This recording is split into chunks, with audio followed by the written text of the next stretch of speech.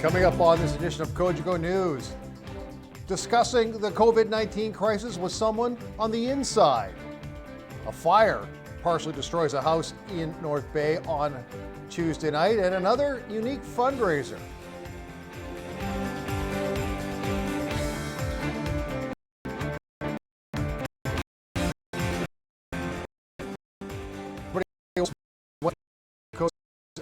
I guess no new positive test results on the day of the COVID-19 virus. That from the Bay Parry Sound District Health. However, hospital staff at North Bay Regional Health Center is ready for any surge in those numbers. Opportunity for all of us to get on stage, talk to a top hospital official, and a frontline anesthesiologist, Dr. Jennifer Hill. An anesthesiologist. I actually do a large risk procedure, and you can say that there is fear there, and it's the unknown, and seeing happening in other places.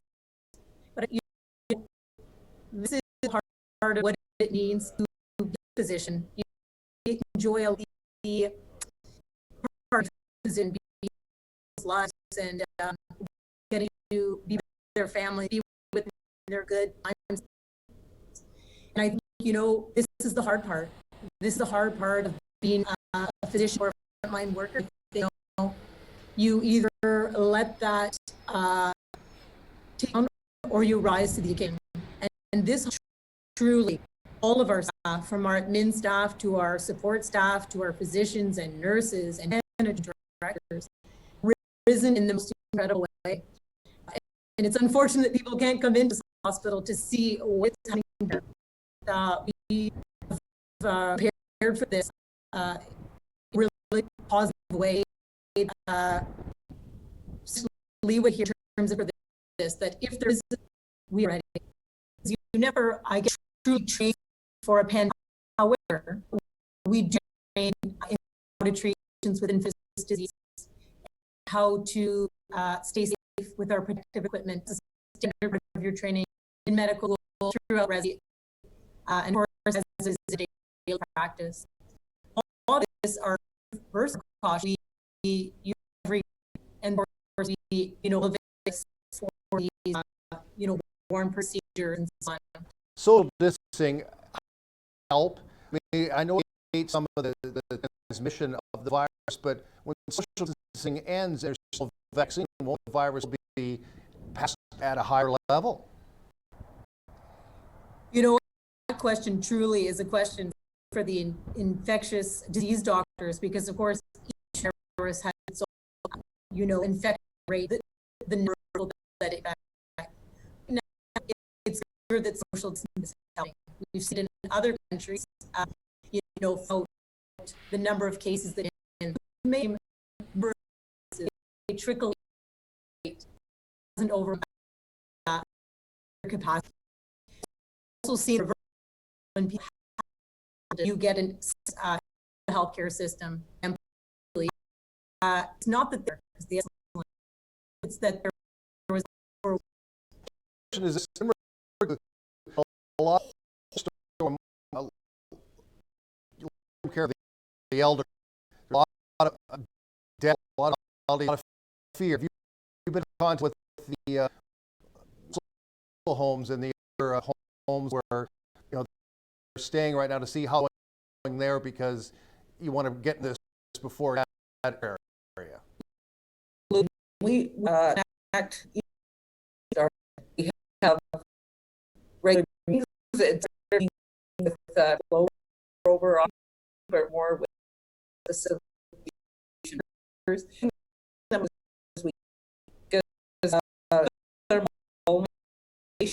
In long care, so in retirement, so do also help.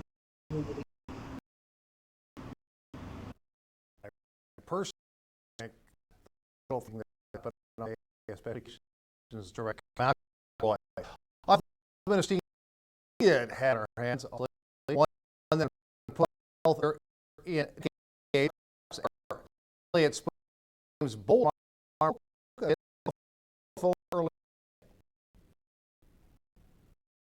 we are looking at our testing for the full day of April 15th.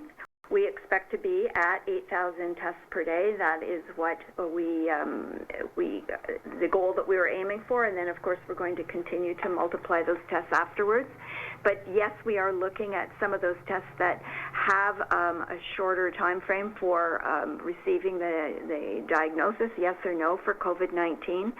We have entered into an agreement with Spartan Pharmaceuticals. They have just had their tests to be approved by Health Canada, and we anticipate that those tests will be very helpful for users in some of the fly-in communities, some of the First Nations land communities, some of the other areas of northwestern, northeastern Ontario, where it's difficult to ship the additional sample to be analyzed. So I think we'll be relying more on those types of, but we'll still use the regular tests as well. Mr. has been about the surge in Canada. They haven't yet. Is there a possibility that we avoided that because we're going to see a flattening of the curve? Well, I think it's a little early to say that yet. This is no time for any of us to sit back and become complacent because we don't know what's around the corner. But I would say that some of the measures that were put into place very early on, restricting groups of people, asking people to stay home, making sure that, if you need to go out for medication, I think that has had an influence, but we're far from being yet. Cooking is being investigated as the main culprit. A house fire on 3rd East early Tuesday evening. Clark Hyper was there and has more.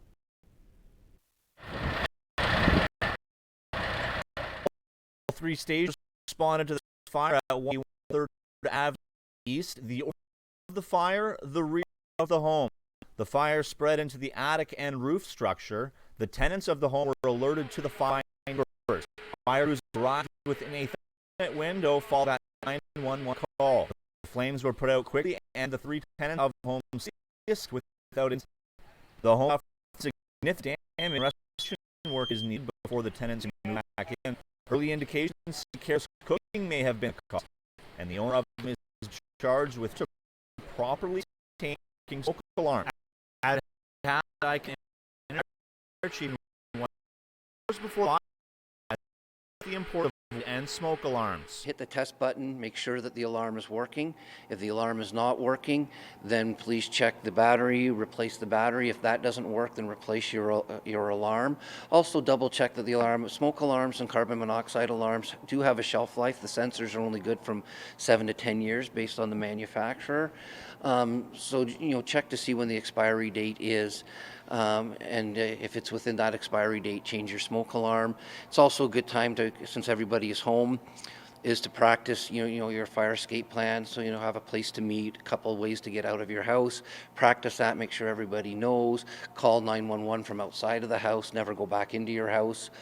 And the last one too is we have seen is charging devices for especially devices that are not original. There have been fires from overloading, so with the amount of people working from home, possibly of overloading, just make sure that you're not running cords under carpets or under your sheets or that, because we have seen fires from that. Meanwhile, a total fire ban is in effect across the province. As of April 1st is when it's officially forest fire season in the restricted zones. The MNR is not up to full capability at that point. They start bringing back their fire crews, then they have to start retraining, training new recruits, bringing those people in. And how do you do that? Well, maintaining social distancing. And if you get a forest fire, they're not at full strength. Even though they have their air crews back in, still most of the lakes are frozen over, so they don't have that air support. So this is just a way to ensure that we don't, because once grass starts drying up, it is like kindling and it will get going. So we're just trying to minimize any potential fire until the MNR's crews can be at full capacity and ready to go. A bounty of illegal weapons has been taken off the street by the North Bay OPP late last week. A 20-year-old and a 23-year-old, both from London, face multiple weapons offenses and other criminal highway traffic offenses as a result of this arrest. North Bay businesses continue to be either shuttered or totally changing the way they do business. The North Bay Chamber of Commerce is monitoring that situation. As a matter of fact, they are one of the establishments dealing with the remarkable situation we are currently in. All of our staff, Sue, Patty, and Carol, have embraced and working from home and providing the information that our members require during this time is really key to all of this, and coordinating some of that information from the various levels of government, from municipal right through to federal.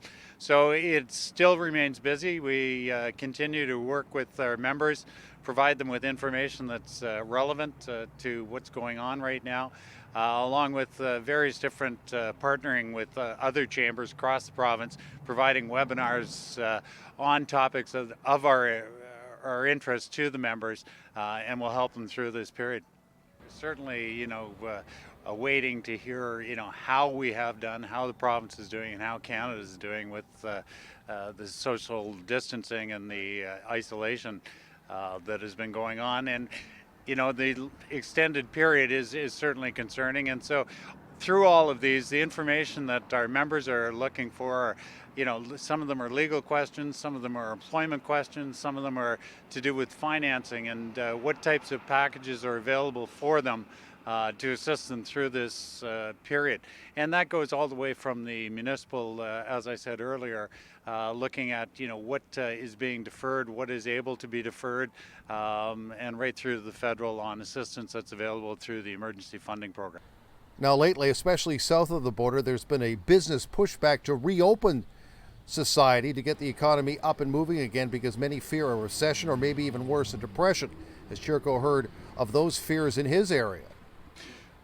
No, actually, what we're hearing for a lot of, everybody wants to get back to whatever normal is going to be.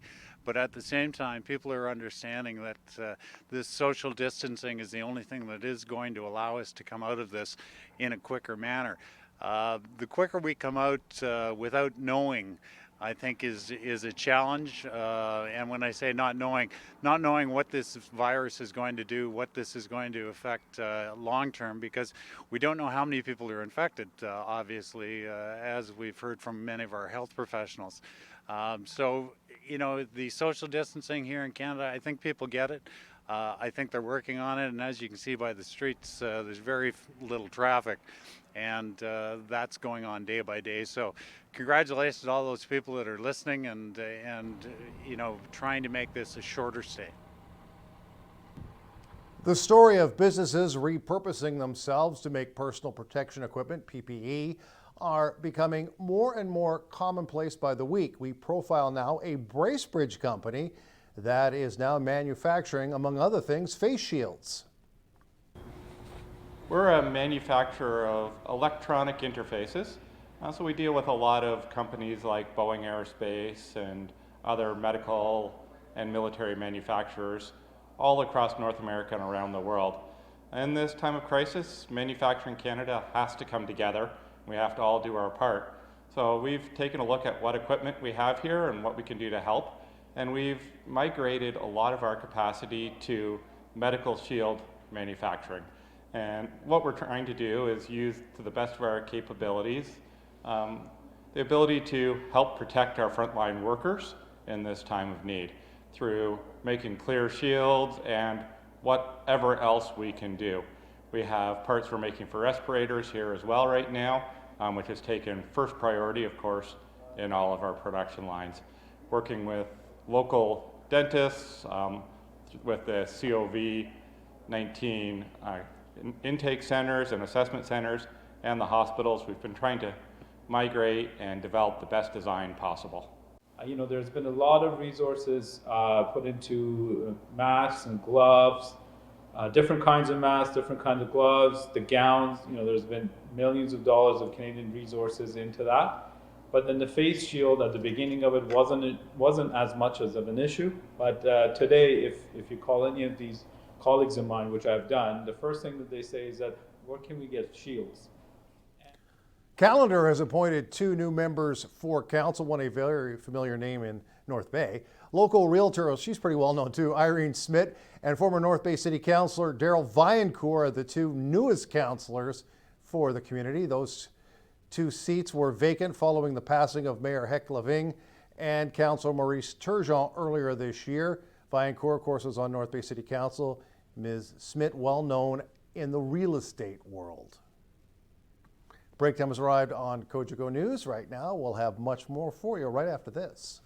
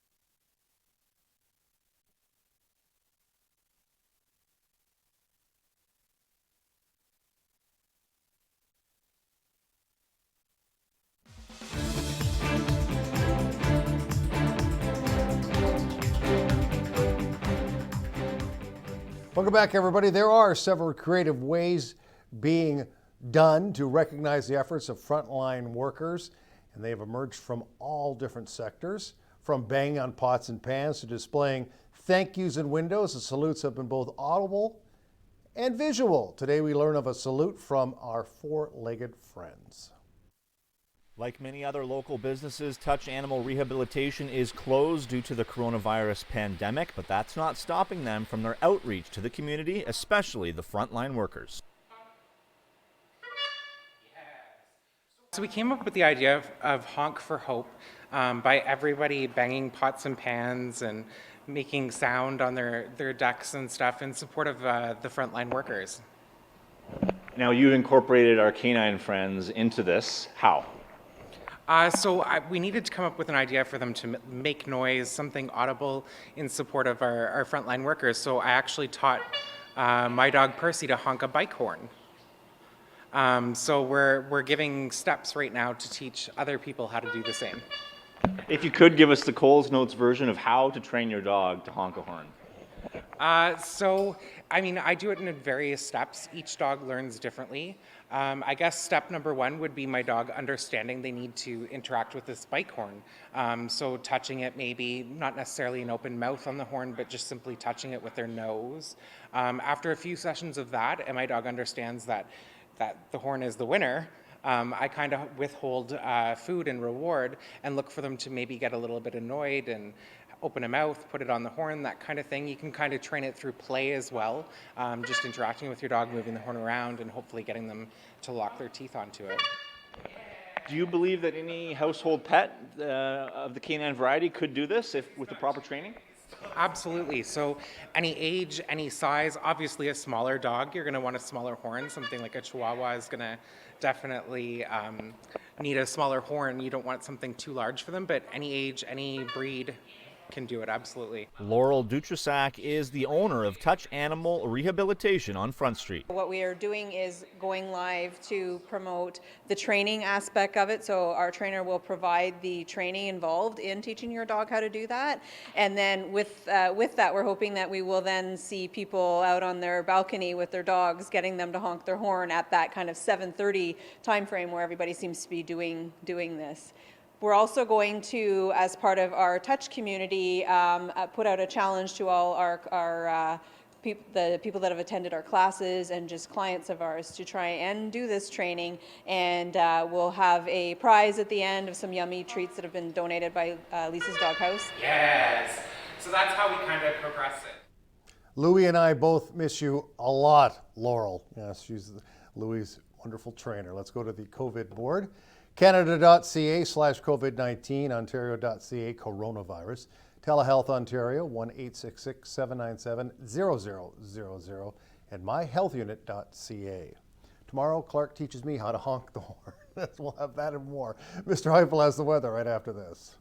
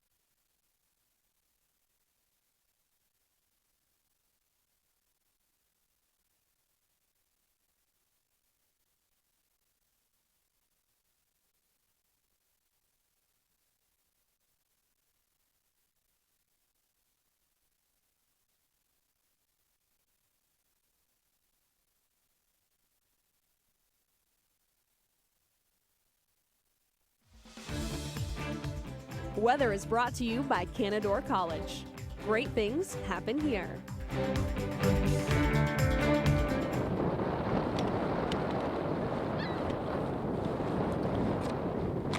Welcome back to Cogeco News. I'm Clark Heifel here on the beach at North Bay's waterfront. I am here for your 5-day weather forecast brought to you by Canadore College. The sun is out, but it is quite cool, and that will be the going rate over the next several days. Cooler highs and cooler lows for this time of April.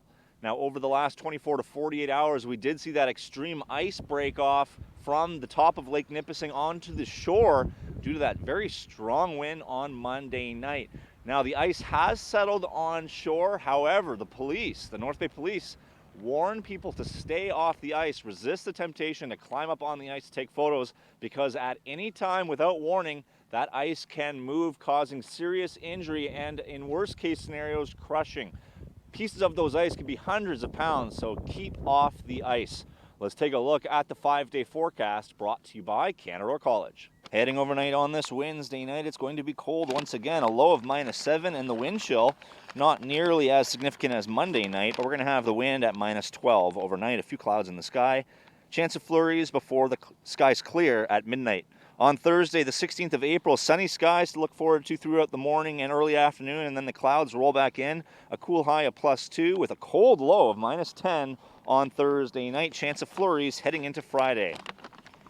On Friday, the 17th of April, high +4, low -6, mix of sun and cloud. And a little warm Saturday on -6 with cloud. And a low above with chance on Saturday night. And no sun to look at this point. High -7, snow or rain on Sunday. Turning the page to the almanac on Tuesday, we had a 4 and a 4, And the normals for this time of April, 10 above and 1 below normal high and low. Do stay tuned. Greg Brooks will have your right after.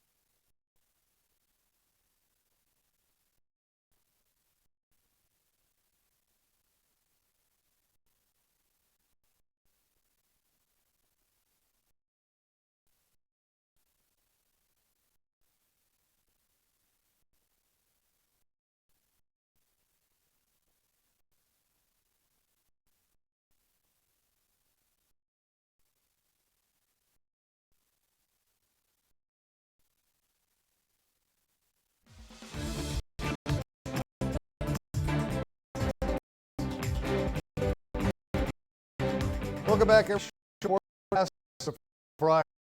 Mark Brown is the Jim Ashford winner for Executive of the Year. Brown, the reigning president of the board of directors of the North Bay Grad Club, was a winner contributing in an executive capacity within the sport of curling. He's been doing it for almost years. Part of the power of Miller and did.